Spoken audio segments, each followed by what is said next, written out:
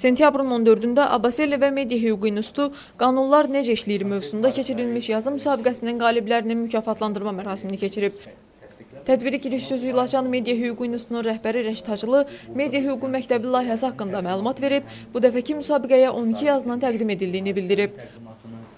Həm onlayn Media Hüququ məktəbinin təqdimatını birlikdə edəcəyik. Well, good afternoon and welcome here everyone today. Hoş gəlmişsiniz. Bugün sizi burada salamlayıram. I want to apologize for our late arrival because our driver was stuck in traffic, so we walked over. So my apologies for keeping you waiting. Bağışlayın ki biraz gecikdik çünkü bizim sürücümüz tıxacda qalmışdı. And I want to thank you all today for coming to recognize the achievements and the hard work of the people that were involved in this journalism contest.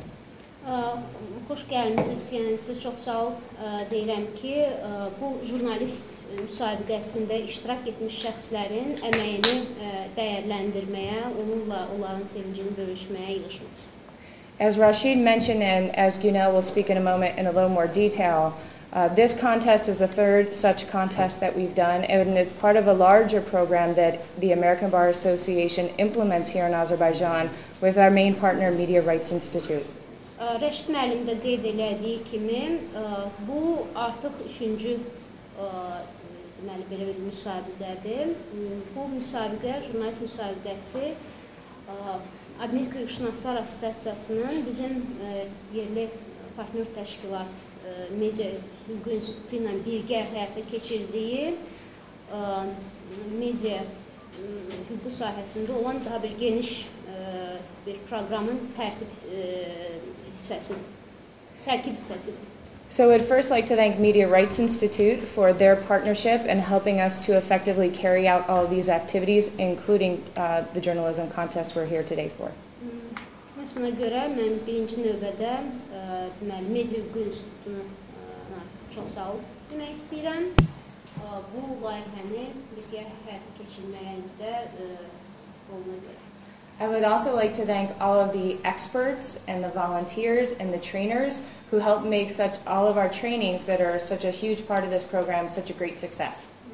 O cümlədən layihə çərçivəsində həyata keçirilən təlimlərdə iştirak edən ekspertləri, təlimçiləri və volontyorları da çox sağ ol demək istəyirəm ki, onların əməyi nəticəsində biz bu layihəni həyata keçirdik. Mən əslində təqdim eləmədim vaxt başdan.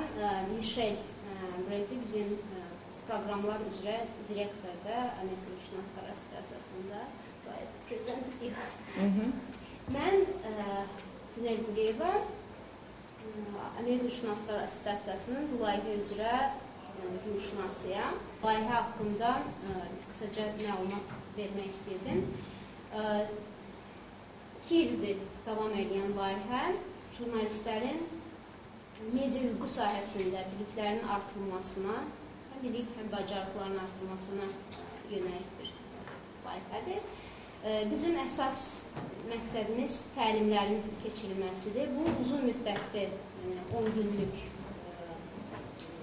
media hüququ təlimi keçirir. Bizim əsas ekspertlərimiz də buradadır. Zeynal Məmmədli, Ələskər Məmmədli, Şahölət və digər təlimçilərimiz. Daha sonra gənc jurnalist və blogerlər üçün təlimlər keçirilir. Bu təlimləri isə bizim təlimçilər üçün təlimi keçmiş deməli, iştirakçılar aparır həmin təlimləri, gənc təlimçilər, hansı ki, 10 günlük təlimi bitirirlər, onları sonra gəlib iştirak edirlər təlimçilər üçün təlimdə və daha sonra tələbə jurnalistlər, blogerlər üçün eyni məzmunda təlim keçirlər, üstəlik öz bacarıqlarını, öz biliklərini də onlara öyrədirlər. Və daha bir komponent də odur ki, biz jurnalistlər və hüquqşünaslar üçün birgə təlimlər keçiririk. Həmin təlimdə də jurnalistlər və hüquqşünaslar necə birgə əməkdaşlıq eləməlidirlər, bu barədə mövzu bu olur. Və həm jurnalistlər üçün, həm də hüquqşünaslar üçün əhəmiyyətli olan bir təlimlərdir. Mən növbəti sözü Zeynal müəllimə verirəm.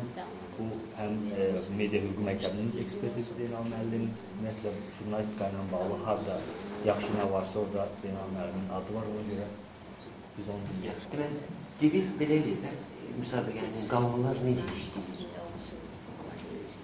Yəni, deviz məncə çox aktualdır isə. Yəni, bu baxımdan Amerika Hüquqşünaslar Cəmiyyətində, yəni Media Hüququ İnstitutunda, yəni ancaq nə deyim, onlara minnətdarlıq bildirmək qalır ki, onlar yəni çox aktual bir məsələ üst devizə. Amma mən fikirləşdim ki, xeyli geniş olacaq iştirakçılarına sahib, qatılanlarına sahib buna. Fikirləşəm ki, bəlkə bundan sonra Media Hüququ İnstitutuna o kurslarının bütün iştirakçılarının mütləq nəticələrinin biri yazı yazmaq olsun. İndi kim orada video, audio ya başqa qollarda yazacaqsa, ondan faydalansa, o ayrı. Yəni, məsələn, onlar üçün məcburi olsun və əlavə də qatılanlar olsun. Çünki bu çox az 12 iş cəmi müsabiqəyə təqdim edir. 12 iş.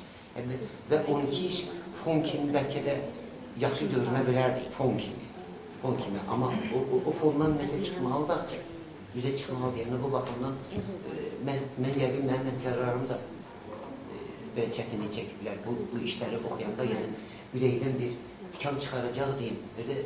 Çünki qanun necə işləmir sualının aydın mesajı olmalıydı. Mən çox danışmaq istəmirəm. Sadəcə bir şey məni narahat elədi ki, jurnalistikanın 4 həqiqəti deyilən bir şey var. Bax, kimdir? Kimdir deyə aydın cavabı olmalıdır, qaynaq bilinməlidir. İkinci, başqa nə deyənlər var? Pluralizmin burada yer açılması üçün. Üçüncü, məsələn, ekspertlərdən istifadə edirlər. Bu ekspertlərin özü fərqli fikirdə ola bilərmi? Biz mütləq fərqli fikirdə olan, haçalanan fikirləri olan ekspertlərdən də yararlanmalıyıq və çox təəssüf ki, yazıların demək olar heç birində. Demək olar heç birində biz buna rastlayalım. Və nəhayət dördüncü ki, Azərbaycan mediası bugünə kimi o dördüncü məsələsini həll eləməyib. Jurnalistin özü yazını yekunlaşdırmaq. Bizdə adətən deyirlər ki, qərb qəzetçiliyi, yəni balans belə olur, yəni subyektivlikdən tam arınırsan, tam kənarlaşırsan, qərəzsiz olursan, yəni burada jurnalistin öz fikri olmamalıdır. Bəli, jurnalistin subyektiv baxışı əksini tapmaya bilər bu tipli yazılarda. Hərçəndi bəzi lüftlər var, orada bunun da rolu var. Amma o başqa məsələ ki, bütün bunlardan sonra jurnalist dəyərləndirdi, yəni çıxış yolu nədir? Bundan sonra nə olacaq? Sualı cavablanmalıdır. Yazıların yenə heç birində, bax, bu baxımdan siz təsəvvürünüzə ekspert sözünə yazı bitir. Ekspert sözünə yazı bitir. O sonluq neçə yazıda, təxminən neçə yazıda təkrarlanır. Yəni, bu yazıların anlaşıqlı olması çox önəmlidir. Ki, bax, mesaj dəqiqləndir. Qanunlar necə işləyir sualının cavabı.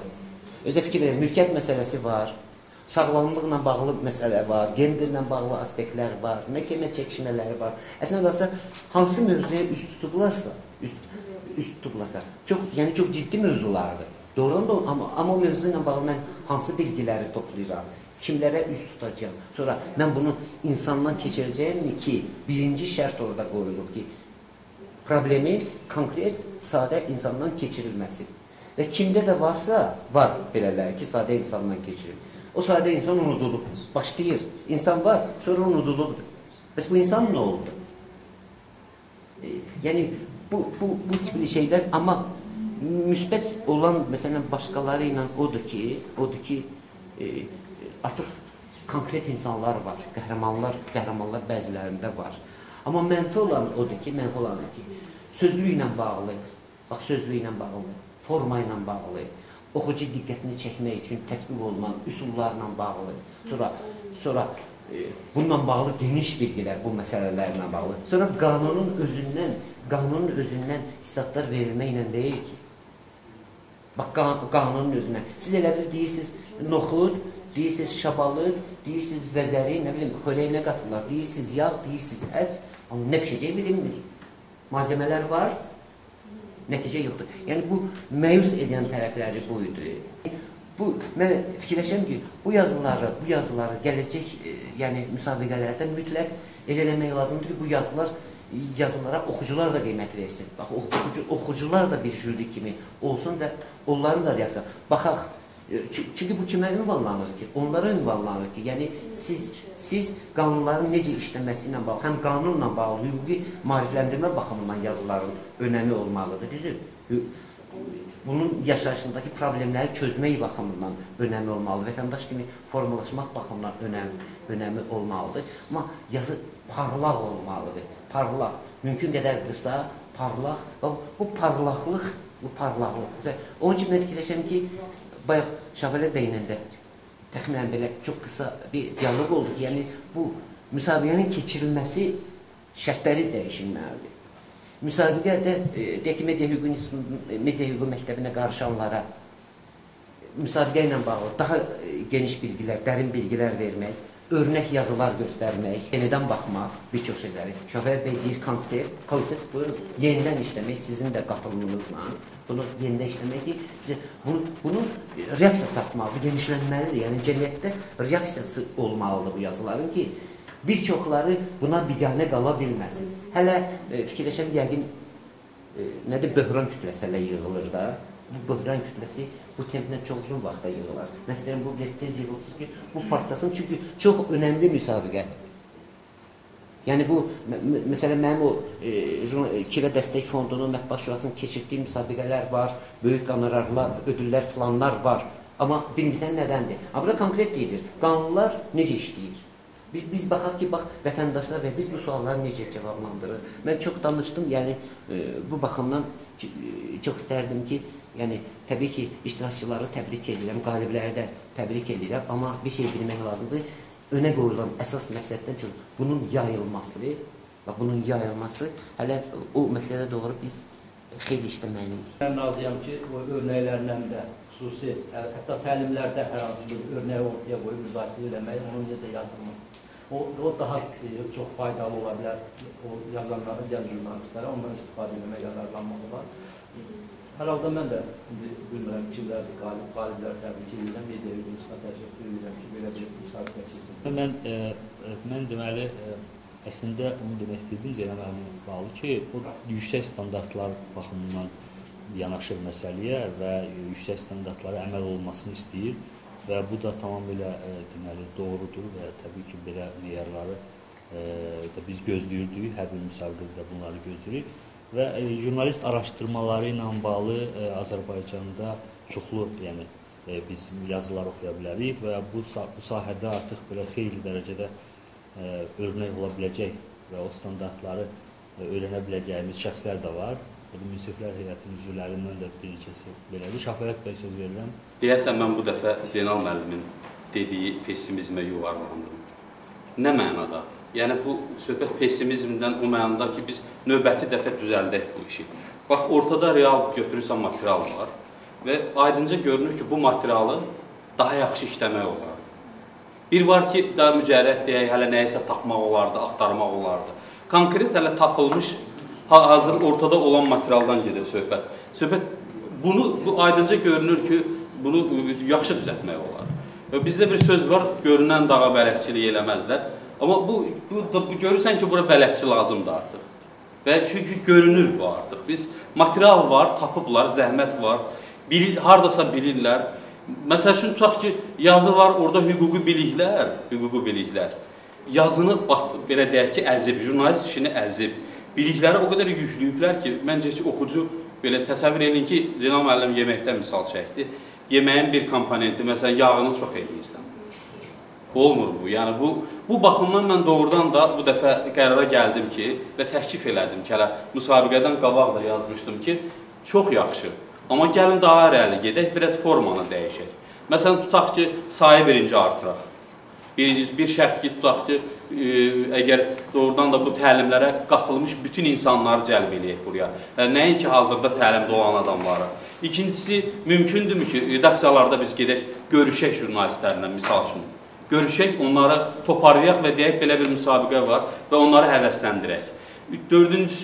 Üçüncüsü, tutaq ki, biz yenə doğrudan da biz sessiyalar təşkil edə bilərik. Ofis var, təlim yeridir. Ora deməli, hərə öz yazısıyla ya konseptinlə sessiya gələ bilərlər və həmin materialla biz baxa bilərik ki, məsəl üçün bu materialın hansı cəhətlərinə üstünlük verilə bilər, forma necədir və təbii ki, hamı eyni adamın yanına gəldiyi üçün burada rəqabət də pozulmur. Hamı öz materialıyla gələcək buraya. Və bu sessiyalarında bəlli sayda olar ki, yəni burada hamının faydalanma dərəcəsi də eyni ola bilər. Bu mənada hansısa və yaxud bəlkə konseptlər toplayaq əvvəlcədən, hərə konseptinə əsasən tutaq ki, bilək ki, burada ümid var. Ümid daha çoxdur və bəlkə konseptləri də əvvəlcədən qiymətləndirək, hətta ödülləndirək və sonra onların içərisindən seçək yazını. Məncə, hər hansı bir formanı dəyişək.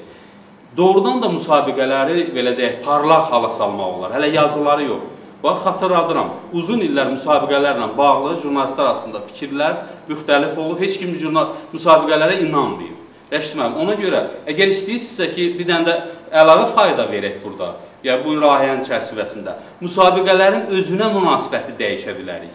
Çünki adamlarda uzun müddət belə bir münasibət olub ki, mənası yoxdur orada iştirak eləməyin. Hansısa səbəbdənsə, bəlkə də ki, obyektiv olmayıb insanlar.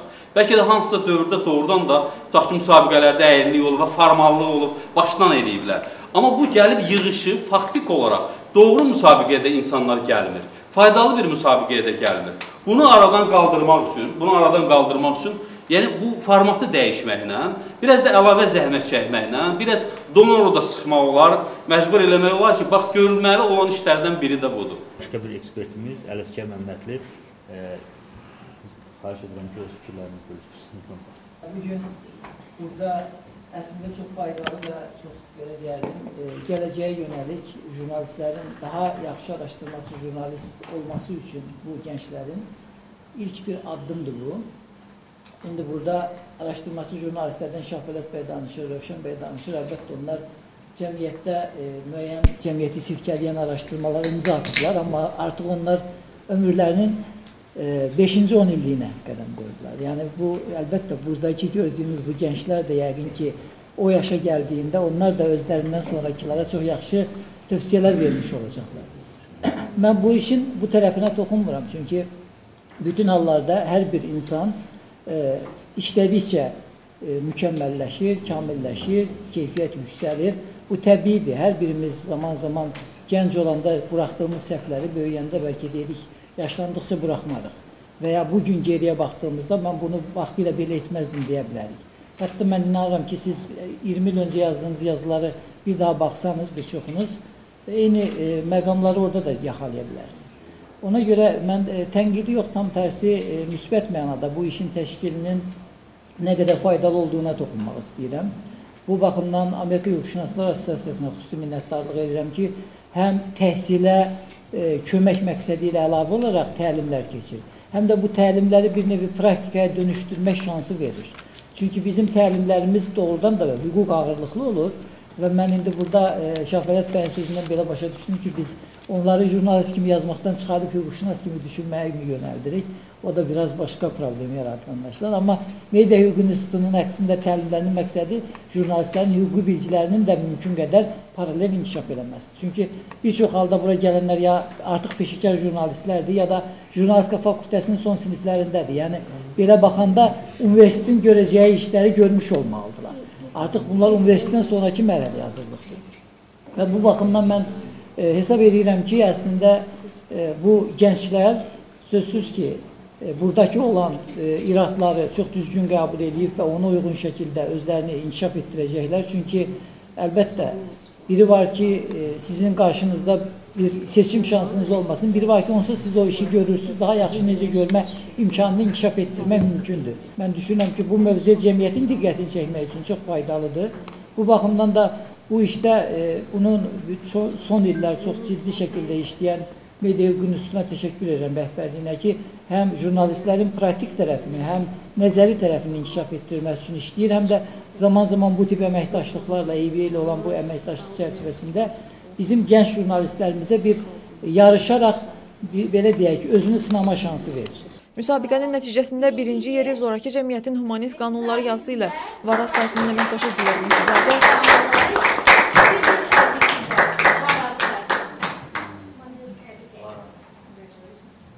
İkinci yeri Toy havası, xınalı intihar, uşaq doğmağa məcbur qalan uşaqlar yazısı ilə Lentaz saytının əməkdaşı Könül Cəfərli, Uşaq doğmağa məcbur qalan